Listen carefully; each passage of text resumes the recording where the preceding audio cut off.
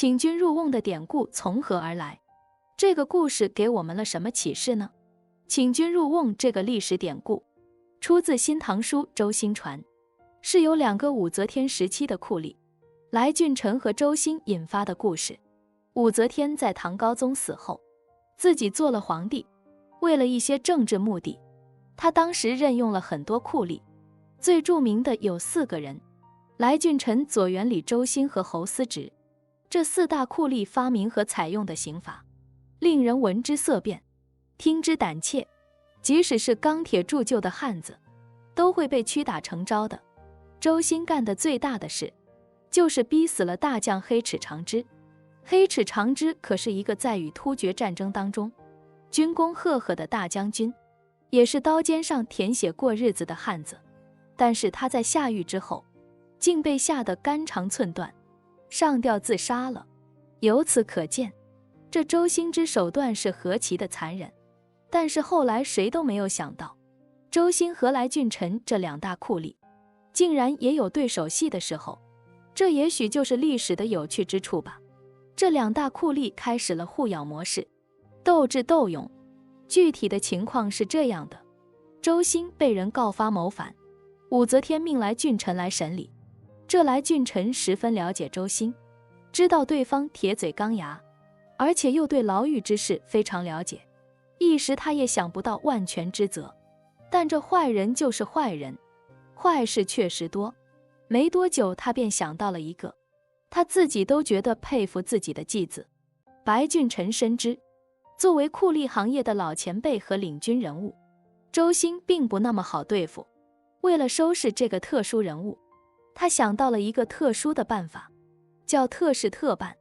来俊臣在家中备下酒菜，向周兴发出了盛情邀约。周兴他不知有诈，欣然赴约。入席之后，来俊臣频频劝酒，而且毕恭毕敬地向前辈周兴请教了许多问题。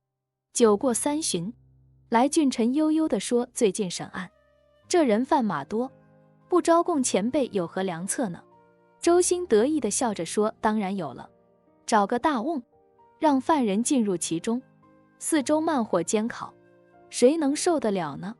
肯定会招的。”来俊臣一听，灿然一笑，连说：“好好好。”他马上命人按周兴所言，支起了一口大瓮，燃起了熊熊炭火。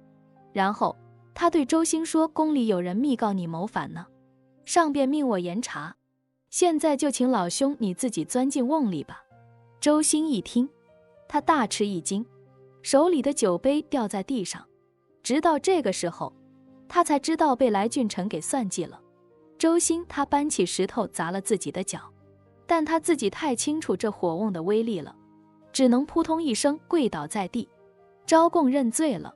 这就是历史上请君入瓮典故的由来。听了请君入瓮的故事，我们能有哪些启示呢？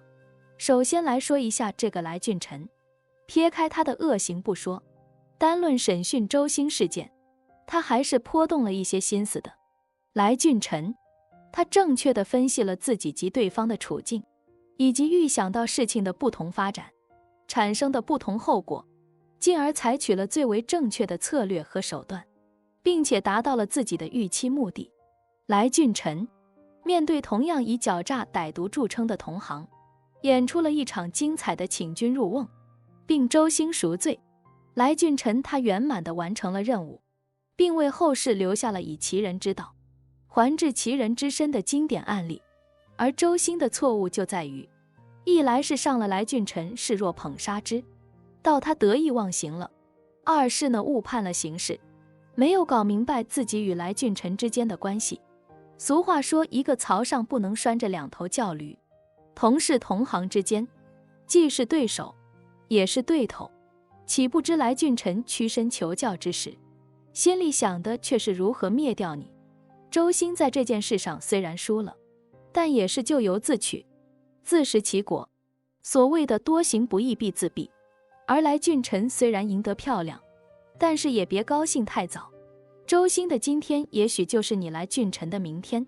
公元697年，来俊臣因武氏、诸王和太平公主等人告发，被武则天下令处死。